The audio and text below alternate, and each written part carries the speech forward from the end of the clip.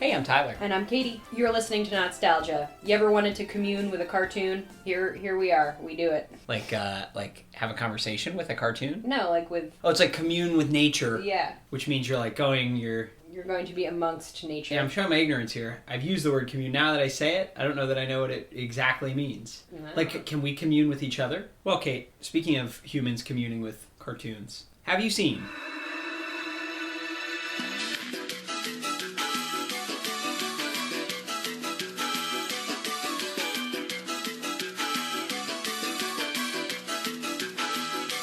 Bobby's World? No. Do you know anything about it? I mentioned it. You mentioned it. On a Hold previous on, episode. let's see if you can recall. Let me just go back through all the times that you've said things to me that I've sort of dissociated. Oh, it's okay. No, I got it. It's Howie Mandel's cartoon. Bing bing. And it's supposed to be semi-autobiographical, a la Life with Louie. However, instead of being called Howie, the little boy is called Bobby. Mm-hmm. And that's it. You did it. Much like we saw Louis Anderson, and to make this very clear, which will become in a minute with the research in the background, Life with Louie is definitely cut from this mold. Like, Bobby's World is first. Got it. It's the first kids cartoon on Fox Kids starring a contemporary stand-up comedian. And much like Life with Louie after it, Bobby's World does feature live-action Howie Mandel interacting. He actually, I don't think Louie, in any of the ones we saw, actually interacted with cartoon Louie. Live-action Howie Mandel will interact with cartoon Bobby, as you'll see. Ready, Kate? Bobby's World was created by Howie Mandel, Jim Fisher, and Jim Stahl. It ran on Fox as part of their Fox Kids children's block of programming from September 8th, 1990 to February 23rd, 1998. This is actually part of the inaugural Fox Kids block. It was part of the creation of it. It's the first program. We'll get to the whole lineup of the original Fox Kids later, but it's like the first thing that aired Saturday mornings when they first launched it on September 8th, 1990. They made 7 seasons and 81 episodes. It was very successful and popular, won Emmys. It was a big hit. You know, they had toys at, I forget if it was Burger King or McDonald's. I had it somewhere. Can't dig it up, but I know I had a little Bobby on a big wheel somewhere. Okay, Howie Mandel. What do you know about him?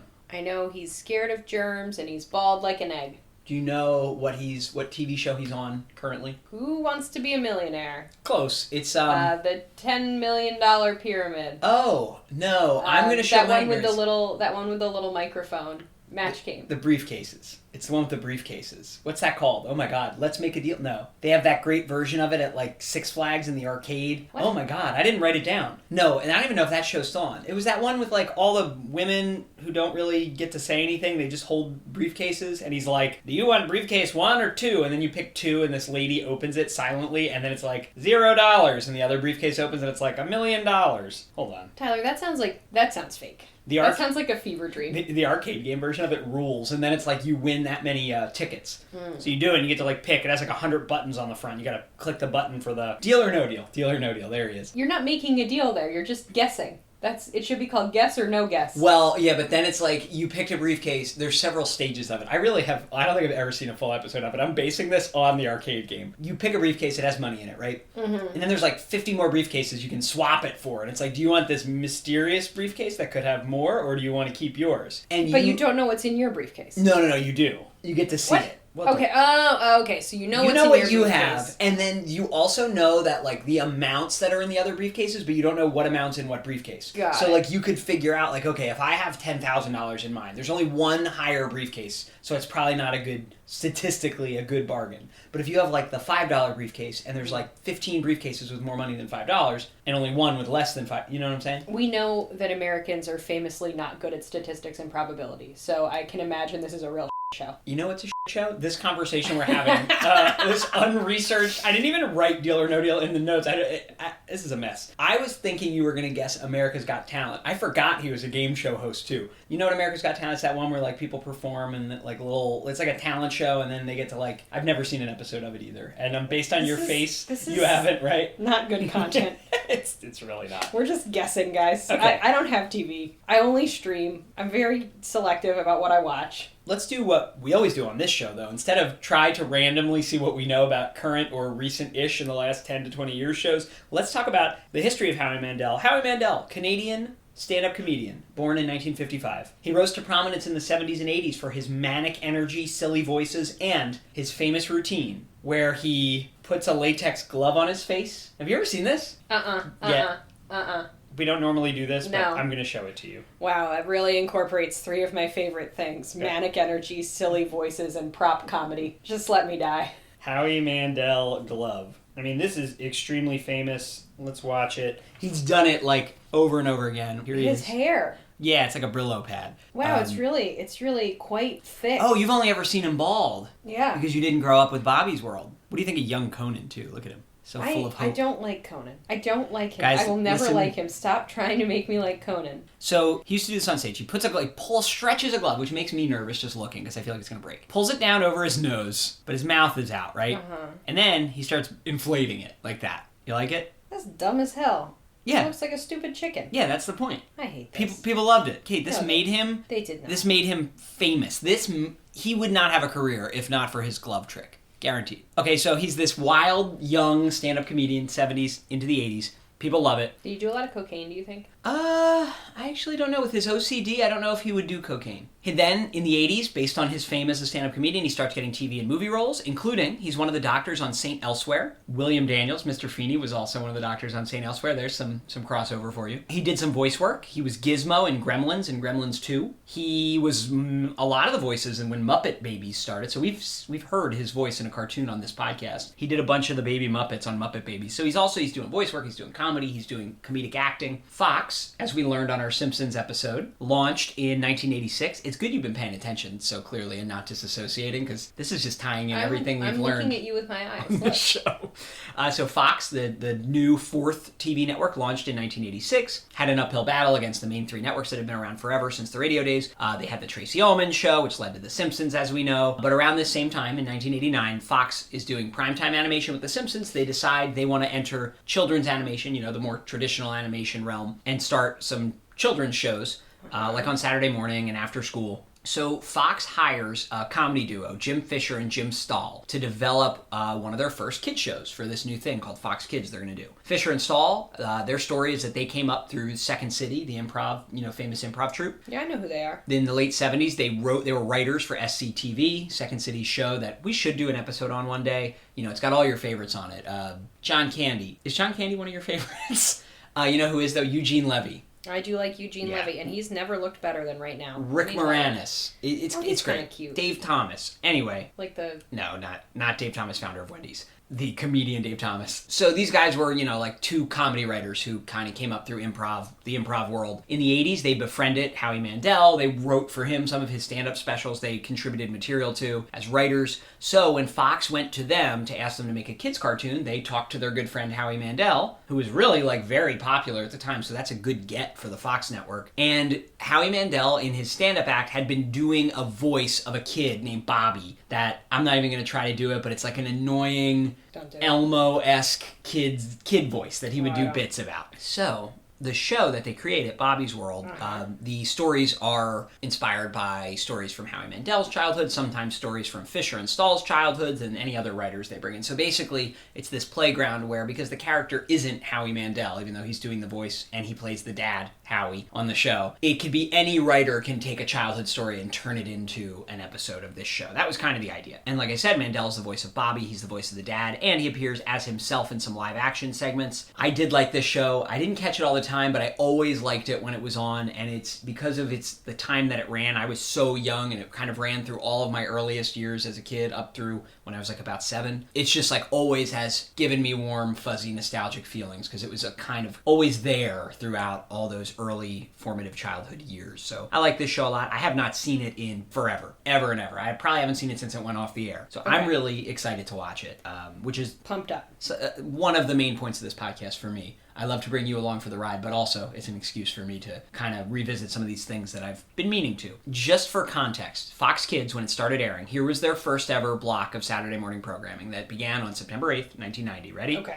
8 a.m., Bobby's World. Great. Eating your cereal, watching Bobby's World. 8:30 a.m., Zazu U. What is that? It's a cartoon about a college where everyone's an animal. It almost kind of reminds me of BoJack Horseman. The college students are just animals, It's created by a children's book author. Okay. 9 a.m., The Tom and Jerry Kids Show. This is a Hanna-Barbera show where Tom and Jerry are like young, as part of that Muppet Babies trend. 9:30 a.m. Attack of the Killer Tomatoes. It's a cartoon, this is really weird, based on a 1978 B-movie, cult classic movie that they made just for Fox Kids. I don't know why. It'd be like if they made The Room, the cartoon, now. Like, that's kind of the equivalent with how much time has passed and how odd that is as a choice. 10 a.m. Fox's Peter Pan and the Pirates, which is just like a Peter Pan show. They made a cartoon. Okay. With the kid who's the voice of the cat from Hocus Pocus and Max Goof from a Goofy movie as the voice of Peter Pan. Interesting. 10:30 a.m. Fox's Funhouse. It's sounds scary. Live-action game show that's meant to basically be a Double Dare ripoff because, shortly after Double Dare took off.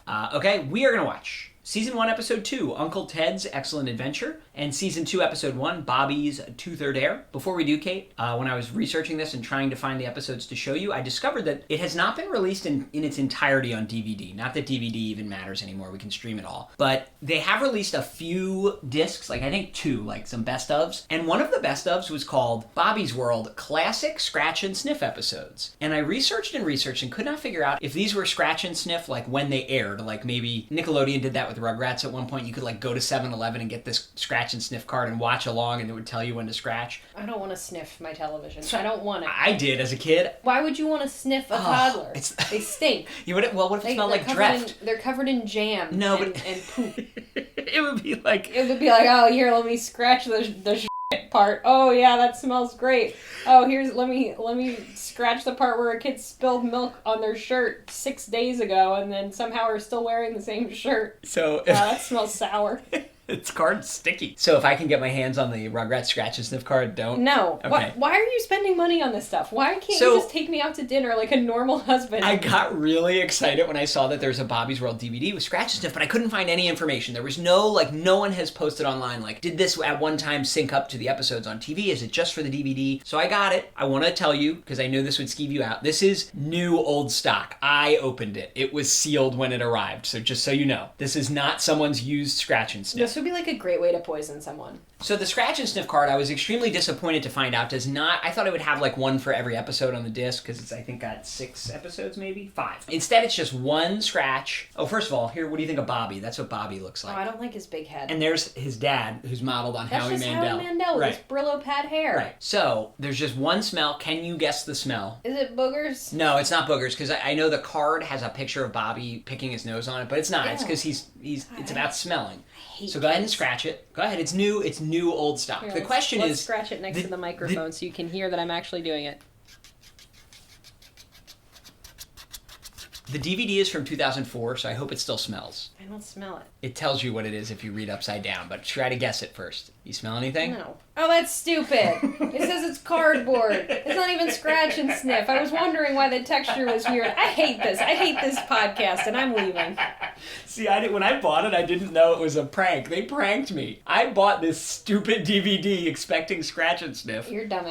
Here's my question. Can't deny it. Did I ever tell you the story about when I got a Scratch and Sniff sticker in kindergarten and I rationed out the scratches and the sniffs? Listeners, did Katie tell this story on a recent episode? Did I? You did. Because unlike you, I listen to every word you tell me on this podcast, Kate. I don't. And really, it's just, even if I wasn't listening, I edited it, so that's true. I heard it. Do you like hearing my voice in your ear at night while you're editing? All day and night while editing hours and hours of this podcast? Actually, yeah, I do. Wow. And this way, if one of us dies, kind of young, the other will have this archive. That's true, and you could probably build a bot that could emulate did you how know I talk. Adobe claims they made a software that from 3 seconds of your voice, they can build a perfectly realistic... You don't even need hours and hours. Say? That's a good question. They're refusing to release it to the public because they say it's too dangerous. Do they... Because imagine, If you say something like Sphinx of Black Quartz, hear my vow. They gives all the...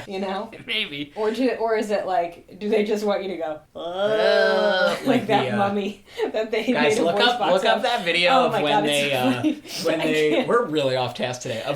Look up that video. Stop smacking me. Look up that video of when researchers, it's like a BBC clip, found a mummy's vocal cords perfectly intact, so they made a cast of it and then blew air through it to hear what the mummy's voice would sound like, and then you expect them to speak, but instead the simulation just goes like this. This week, researchers in England let us hear what a real mummy sounds like. Uncle Ted, are you afraid of the dark like me? Oh, Bobby, being afraid of the dark is really only the fear of the unknown. What's the unknown? Your Aunt Ruth's age. Just kidding, Bobby. Come on, don't be afraid of the dark. It's just daytime with the lights out. Well, then I shouldn't be afraid of a burning tent, right? Huh? Holy smokers! Call 911! I'll get the garden hose! I, as a child, was always a sucker for humans and cartoons interacting. Is Still it am. because you wanted to be a cartoon? Yeah. All right, so we got Howie Mandel in an animated home. I don't like Howie Mandel's weird energy and bizarre shoes. Look at those wacky shoes. They look like they're inflated. I do not like this child's vocal fry. Can you do an impression of Bobby yet? Have you heard enough? Like I heard 3 seconds. Like the Adobe algorithm? I like forts because you can be at a secret place that no one knows about, and I am a little guy with huge feet. What, are you alright? What's happening? I haven't heard this theme song in 2 decades. Whoa. Are you alright? It's bringing me back. Oh, This is great. I don't like this kid. This show is manic, and you can tell. This is too much for me. I think your Bobby is good. I think there's just, you're missing some like a little guttural vocal fry, yeah. But there's like a steep in your throat kind of thing that's going on too. You just got to lower it down your throat a little bit. I'm doing my vocal exercises. Do not bother me. Wow. Our listeners are so fortunate. I like forts. I don't know if the microphone will get any of that. It's just, this intro won't end. It's just this kid riding a big wheel over and over and around the house and all over the world and under the ocean. And just a lot. Screaming already. You always say you like kids doing kid stuff. Look, he built a fort. Yeah, but now he's screaming. Yeah. That's not the kind of kid stuff that I can get behind. Kids love to scream. Uh-oh. Look out, Uncle Ted's here. This animation feels extremely low quality. Like, sometimes their mouths aren't even moving. It's the first ever Fox Kids animated show. It's not great. Uncle Ted's, like, oddly pink. He's got fingers that look like toes. Why don't any of Bobby's clothes fit? He's grown up, you know? His shirt's not big enough. He looks like he lives in a middle-class household. That's all I'm saying. Uncle Ted has offered to take Bobby camping. I guess they're camping in his imagination. It's unclear. Well, right now, yeah. Bobby's they're going to go in the backyard, but Bobby is, in kind of a Rugrats-esque way, Bobby is doing a big imagining here. Oh, dang, this predates Rugrats. Yeah, why does this kid have, like, a rat tail? That's his brother, I guess, and there's his sister. Why are these kids such punks? Like, I like it, but why? Is there early 90s kids, Kate? Early 90s teens. So his older brother and sister are like, you can't go camp in the backyard because you're scared of the dark. And now Bobby's like, oh. What? No, do it in Bobby's voice. Oh, shit. All right, so Uncle Ted has taken Bobby to the Army Navy surplus store, which seems like a great place to bring your young nephew. Yeah. Like, you can get knives and there's like guns just openly on the shelves. Bobby is like rummaging through some like bullets, live ammunition. This man looks like a turtle. The Army Navy clerk. He looks kind of like every Army Navy clerk I've ever seen, though. Yeah, this family, look at their home. They are solidly middle class. You're saying they should get Bobby a shirt that fits? Maybe get Bobby a shirt that fits. Have some pride, Mandels. It's not really the Mandels. Their last name is Generic. Bobby Generic. Kind of dumb. Silly, Tyler. I think it seemed more clever in 1990. I think that's sometimes what we need to really keep in mind while we make this show, this podcast. Of course, calling the family generic seems a bit too dumb and silly now, but I think it was a little more subversive and funny at the time. Man, Rugrats really owes this show actually a lot, doesn't it? Is that a toaster oven that they've brought outside? Like a fridge, a toaster oven, a hot plate? Look at that percolator on top. Oh no. Right, so Bobby's imagining what it would be like if his uncle was his dad, and he just went, yeah, Uncle Dad. No, in his imagination, it's Uncle Dad's funhouse. Yeah. I like childless Ted's energy. Yeah. The reason Ted has so much energy to hang out and do fun things is because he doesn't have to care for a child. Bobby's, I feel like, maybe not picking up on, if Uncle Ted was his dad, his parents would have been killed in a horrible accident. And potentially his older brothers and sisters, who could have acted as his guardians, also killed. I suspect Ted is not his guardian in the will. Yeah, probably not. This pizza looks disgusting. Yeah, usually cartoon pizza looks unbelievably good. This is like gray. Limp. Rubbery. Uncle Ted seems a little bit manic. He's running around the outside of the tent going, whoa, because Bobby's scared of the dark. Look at his mouth, not even moving. Kate, they're doing their best. He looks like a Buyer's Choice caroler. And then the voice track is going underneath it. God, This kid's voice is so annoying. If I was Uncle Ted, I'd be like, look, you're limited to 3 minutes of speaking per hour. Hey, Uncle Ted. Uncle Ted is not setting himself up for success here by telling scary stories to an impressionable child who is going to awaken in the middle of the night frightened. Come on, Uncle Ted. All right, so Uncle Ted has somehow set the tent on fire. It's unclear. Yeah, he's not a safe, reliable adult. No, this is too much for me. There's too much going on. The tent is on fire. Uncle Ted has somehow found a snake. A dog is running around, just blasting into stuff. This is a huge yard that they have, too. Bobby could at least have a shirt that covers his tummy. Kate, they're probably cash poor. Absolutely mired in credit card debt. Overextended in their mortgage. Also, there was a massive fire in the backyard, and no one has come out of the home to be like, you guys all right back there? See? Uncle Ted has not set himself up for success. Yeah, Bobby is hallucinating and seeing monsters everywhere now. It's interesting that a lot of this show is like in Bobby's imagination and his little misunderstandings, like funny kid misunderstandings, very, very similar to Rugrats. He even looks like a Rugrat. He does look kind of vaguely dirty. Like, sort of, yeah. Like, not sure what to do with his feet. I'm kind of shook. I always give Rugrats a lot of credit for being so original. And they seem to have, this predates Rugrats by a full year. I think Howie Mandel is owed some money. Because he has like an annoying voice, just like the Rugrats. Like Tommy Pickles doesn't sound that different than this. This is a really weird non sequitur. Bobby had to like go get blankets from the house, and he was scared to go by himself in the dark, but he did it. And then he imagined this whole like Wizard of Oz, the ending wizard giving stuff out, and it was very strange. I didn't ask for this. All right, so now Bobby's getting waterboarded in the tent. Yeah, the sprinkler's going off while they're sleeping, and it's just like raining on them. And we get another imagination scene. There's been a lot. With Uncle Ted as a merman, which is kind of weird. Bobby's a fish. I mean, this is like less than a year after Little Mermaid, so they're doing like a Little Mermaid parody. This was very timely. So they're singing, instead of Under the Sea, the song is called Under the Water, the Fish Don't Stink. This is one of the worst things I've ever seen. They're trying to make this child rap. It's not good. I think you're overusing lately on the podcast the phrase, this is one of the worst things I've ever seen. I was alive during 9/11.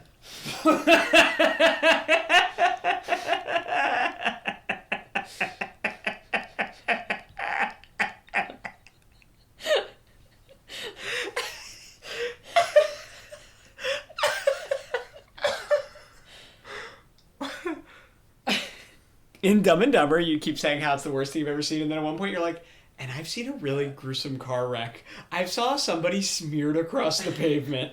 This is so long. It's gratuitous. Yeah. This is not cool. You can agree that this is not cool. You look fatigued right now. This musical parody is way too long. I have always said on this podcast that cartoons are better as 15 minutes or less. Yeah, how long is this? This is a full episode length cartoon, like The Simpsons and like a lot of stuff we've seen. 40 minutes? It'll be 40 minutes when we're done because we're gonna watch 2. How long have I been sitting here? What does he say in The Lighthouse? How long have we been on this rock? 5 weeks, 2 days, 8 years. Help me to recollect. Can you do it as Bobby now? I'm not doing it. How long have we been on this rock? What's the next line? I'm not doing this with you. 10 days. There it was. 10 days. What's the... 2 weeks. Uncle Ted. Oh, look, the whole family's out now. Camping under a sheet. Where's Ted? Did he die? I think we weren't paying attention. No, he's there. You can see him. He's closest to us. And his shadow and... oh, yeah, he's large. I see him, yeah. Wow, look how long the back of his hair is in the live action segments. It goes further down than you think. It's basically joined to his back hair. Howie Mandel's pants are the highest rise pants I've seen in a long time. I'm here for it. All right. I'm really feeling the theme song. I don't know why. Okay, Bobby, the show's gonna start now. Did you brush your teeth and your hair? Ew, I don't want to get toothpaste in my hair. Bobby, we have a show to do, and it's important to look your best, and it's also healthy. Howie. See, when people see a nice, bright smile, Howie? it says something about that person. Howie. No one will want to be around Howie. you. What, Bobby? You have floss in your teeth. Start the show. Just a lot of unsupervised big wheeling near alligators, snakes. Pretty cool animation in the opening, though. They really went all out. It's like Howie Mandel's hair should be in like some kind of hairnet or sack. you know? Especially because we're used to bald Howie Mandel. I mean, it looks fake. He claims he's not bald, like, genetically, that it's part of his OCD, that he needs to be bald. What? That's what he claims. A lot of bald guys. Speaking as a bald guy, a lot of bald guys will claim a lot of stuff about being bald. I'm glad you're cool with it. What choice do you have, you know? Children, shut up and watch your film strip. Bobby is constantly out of his seat. Might need some movement breaks. He was, like, rocking up and down in his chair, blocking the projector for this film strip they're supposed to be watching in class. I mean, Bobby's pretty old, right? Like maybe 4 or 5, somewhere in there. Yeah, he's at school. He hasn't been to the dentist yet. If I encountered a kid who was maybe 4 or 5, wore ill-fitting clothes every day, and hadn't been to the dentist, that would be a point of concern for me. Why is this whole family just eating, like, brown goop for dinner? Easier to animate, but it's just slop. It's just brown goop and then a large ham. But no one's eating the ham. They just keep shoveling goop onto their plates. Were you dentist averse as a child? I loved going to the dentist. Yeah. Because you got a good report. Yeah. You ever have a cavity? Only one. I still like going to the dentist. I've fallen asleep at the dentist. No way. Yeah. Oh, I really like the dentist. That's hilarious. Yeah. It's very relaxing for me. Are you just neutral on the dentist? I feel like I always liked it. Every once in a while, as a kid, getting the x-rays would freak me out a little because it's like sometimes they jam it in so far, you're like... What's Uncle Ted doing here? Was that his wife? Are they staying here? Uncle Ted, like every uncle, is blissfully unaware of how his words may be absorbed by children. I take offense to that, as an uncle of many. That's true, you're usually pretty good. But then I feel like sometimes you're like, and then this is gonna happen, and I'm like, no! Like what? I can't remember. There was one. It was when we were staying with the kids, and you said something about like something scary, and I was like, what the f***, dude? I don't remember. They've got like a 14-year-old, a 12-year-old, Bobby, who's maybe 4 or 5, and then the mom is heavily pregnant. Oh, they call him generic. That's how they pronounce it. All right, so I get why this is a good idea, right? Because it's like lots of kids are scared to go to the dentist. This is a good episode for that. I just don't like the execution. I don't like the amount of teeth that I'm seeing. That tooth just had teeth. Shouldn't an adult be going back with him if it's his first visit? He's just accompanied by Uncle Ted. It's fine. Uncle Ted is just trying to pick up women. He is. In the waiting room. Look, poor Bobby has to go back all by himself. So, like you said, it is a good idea to have this episode because I'm sure it's going to work out great. But, like, what if a kid only sees the first half? Well, that's why you got to have an attention span to be able to finish the show. Are you exhausted by the number of fantasy sequences? Yeah. It's like you can't get through one plot point without some crazy imagination sequence. It's just too much for me. This kid's real anxious. He's all in his head. I don't like that this dog looks like a man. This little girl's affect is so flat. It's actually quite funny. His friend Jackie, who won't stop kissing him. She's like, look, I got $1. Some good recycling humor. It's the 90s. The mom is so pregnant. Did you ever pop your own tooth out? Not on purpose, unless it was like hanging by a thread. Did you? No, I would usually wait till it was like ridiculous. Yeah. Like it would just flap around in my like if you breathed on it, it was like. Yeah, I was the same way. The idea of like ripping it, someone tying it to a string really freaked me out. Were you scared? Yeah, because my dad would be like, when I was a kid, your grandfather would just slam it on a door. When I was a kid, your grandfather would just punch me right in the mouth. All right, so the Tooth Fairy is just like a brigade of men from Long Island. They all appear to be like stevedores. Is $1. They're like, I'm in the Tooth Fairy Local 98. I did not like this very much. Why I did not? not like the voice acting. I did not like the amount of tangential deviations from the plot to do like weird imagined, you know what I mean, like imagined sequences. That Under the Ocean one was really rough. That was bizarre. I mean, like, I did laugh when they talked about the pioneers and Bobby imagined a pie and 2 human ears steering a covered wagon. You like Howie Mandel's live action antics? No, not really. I liked that his hair looked like a Brillo pad. There wasn't a lot to like about this. This wasn't a winner for you, huh? No. Yeah. Kind of made me feel like sick. What, from the, I don't know. I'm like out of it. I think that's unrelated, Kate. I think it stole some life from me. Yeah, I think even though Rugrats is later and it is similar in a lot of ways, I think Rugrats does it better because they're shorter. The main thing is any of these half-an-hour cartoons, they always just feel like a drag. They're too long. And this show tried really hard to mix it up by giving us so many weird... Okay, now Bobby, because he's in the dentist chair, is imagining that it's like Captain Kirk's chair, which a 4-year-old wouldn't even know about. But, you know, they tried. But, yeah, it was kind of... It really missed the mark for me. It's interesting, though, because, like, The premises are all good. Okay, Bobby's going to camp out back, but he's scared of the dark. Okay, Bobby's got to go to the dentist because he's too old. He's old for going for his first time, and he's scared. This next one, we're not going to watch it, but on the DVD menu, is about him learning how to swim, and he's scared, you know? Like, the premises are all very good and realistic and probably helpful to kids, but I agree with you that it missed the mark. The best part for me was the theme song. I thought the theme song's a bop. You did not seem to enjoy it as much. So yeah, unfortunately, maybe not. Yeah, not my fave. Not the best. Yeah, I didn't love it either. I do think anybody out there who's remembering the show, you got to watch it and check it out. I think you'll get a chuckle out of it, but maybe I don't have an attention span. These half-an-hour episodes just can't hold my attention. Anyway, tune in next week. We're out of cartoons based on a comedian's childhood, unless we're going to watch Big Mouth, but that's like, to me, that's like the modern version of this premise, except not really for kids. Although it kind of is. Is it? Is it for middle schoolers? I don't know. Think so. All right, tune in next week, guys. Later. Guess who's on Fox Kids every weekday? I should make my own cartoon. Bobby is, with 5 days of fun. That's a big announcement. You won't want to miss the laughs all week long. These cartoons of yours sure are fun to watch. Because every day A monster lives in the closet. Wanna see? is extraordinary. Mars? I was supposed to go to Grandma's. In Bobby's world. Weekdays at 7:30 on Fox 39.